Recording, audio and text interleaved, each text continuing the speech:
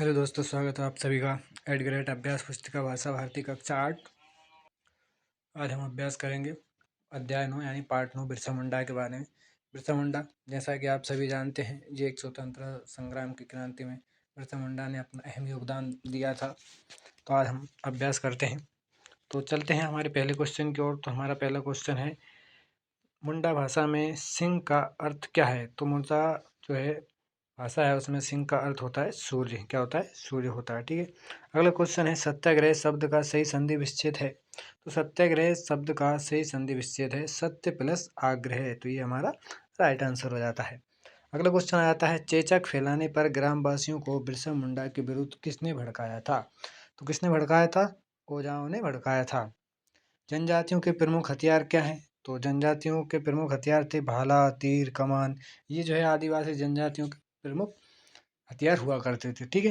अगला क्वेश्चन आ जाता है, अदालत द्वारा जारी आज्ञा पत्र कहलाता है? तो जैसे कि अपन बोलते हैं ना, आज वारंट निकल गया है, तो ये आज्ञा पत्र कहलाता है। आज्ञा पत्र का अर्थात होता है वारंट। ठीक है। तो ये हमारा क्वेश्चन पूरा होता है। चलते हैं अगले क्वेश्चन की ओर। अगला क्वेश्चन आ जाता है हमारा, नीचे दिए गए शब्दों में से उचित शब्द चुनकर रिक्त स्थानों की पूर्ति कीजिए। रिक्त स्थानों की हमें पूर्ति करना है, तो चलिए करते हैं। तो पहला हमारा आ जाता है, प्रथम स्वतंत्रता संग्राम सन खालिस्तान में हुआ था। तो प्रथम जो स्वतंत्रता संग्राम हुआ था वो 1857 में हुआ था। ठीक है। अगला हमारा आ जाता है, स्कूल में बिरसा अंग्रेजों की खालिस्तान करते थे। क्या करते थे? आलोचना ही करते थे सदैव। ठीक है। अगला आ जाता है हमारा, सामाजिक शब्द में मूल शब्द खालिस्तान है। क्या है इसमें? तो इसमें मूल शब्द आता है समास है, यानी मूल शब्द क्या है?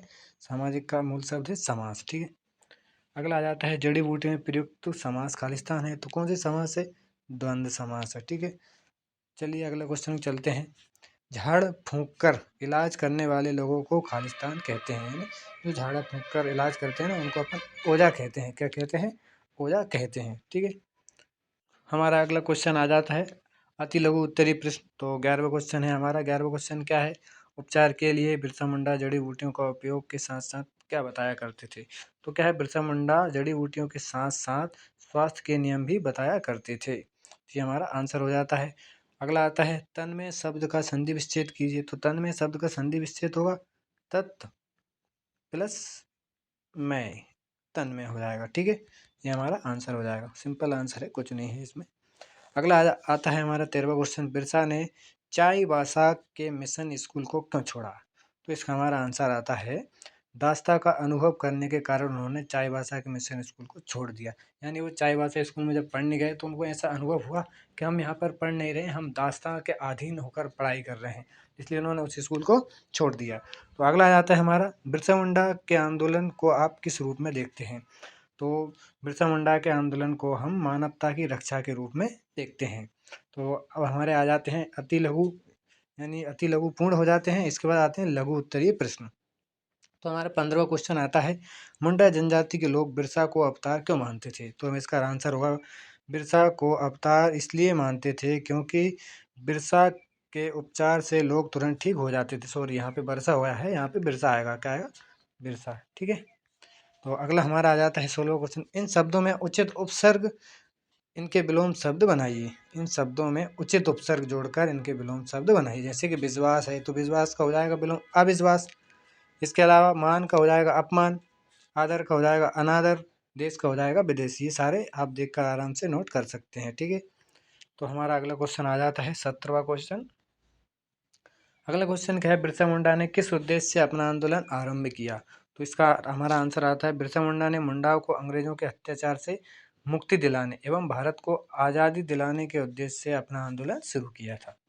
तो ये क्वेश्चन समाप्त होता है। अगला क्वेश्चन आता है 18वां, मुंडा आंदोलन पर प्रथम स्वतंत्रता संग्राम आंदोलन का क्या प्रभाव पड़ा? देखो, 1857 के संग्राम के प्रथम जो है समय भारत की जनजातियों में भी अंग्रेजी शासन के विरुद्ध आक्रोश उमड़ने लगा। अब बिरसा के विचार से प्रेरित होकर मुंडा आंदोलन किया गया। ठीक है। एक बार और समझा देता हूँ दोस्तों। देखो, स्वतंत्रता संग्राम के जो है 1857 के स्वतंत्रता संग्राम के समय भारत की जनजातियों में भी अंग्रेजी शासन के विरुद्ध आक्रोश उमड़ने लगा। अब बिरसा के विचारों से प्रेरित होकर मरना आंदोलन किया गया। तो हमारे अब आते हैं दीर्घ उत्तरीय प्रश्न। तो दीर्घ उत्तरीय प्रश्न जब हमारे आते हैं तो हम चलते हैं, अंग्रेजों द्वारा भारतीयों पर किए गए अन्याय और अत्याचार का वर्णन कीजिए। तो लिखते हैं, देखो बिरसा मुंडा के समय मुंडा जनजाति की आर्थिक स्थिति अत्यंत दयनीय थी, यानी बहुत ही खराब थी। ठीक है, दया आ जाती थी देखते ही, इतनी दयनीय उनकी आर्थिक स्थिति थी। अंग्रेजों ने पुरानी व्यवस्था को हटाकर जमींदारी व दलाली को बढ़ावा दिया। अब वनवासी जातियां अपनी ही जमीन पर मालिक से नौकर हो गए थे। इससे ये कारण है जो अंग्रेजों द्वारा भारतीयों पर किए गए अन्याय और अत्याचार का प्रमुख कारण है ये। ठीक है, तो चलते हैं अगला हमारा, बिरसा मुंडा के तत्कालीन सामाजिक परिवेश का वर्णन कीजिए। तो इसका आंसर आता है, बचपन में बिरसा मुंडा एक सामान्य बालक ही थे। वे खेती के कार्यों में अपने पिता का सहयोग करते थे। जब उन्हें दासता का अनुभव हुआ तब वह पीड़ित लोगों की सेवा करने लगे। अब आदिवासी उन्हें अवतारी पुरुष मानते थे। क्या है, आदिवासी को कहना था कुछ लोगों का कि बिरसा मुंडा कोई मानव नहीं है, साधारण मानव नहीं है, वो एक अवतार है। ठीक है, तो आशा है दोस्तों आपको ये पार्ट अच्छे से समझ में आया होगा ठीक तरह से।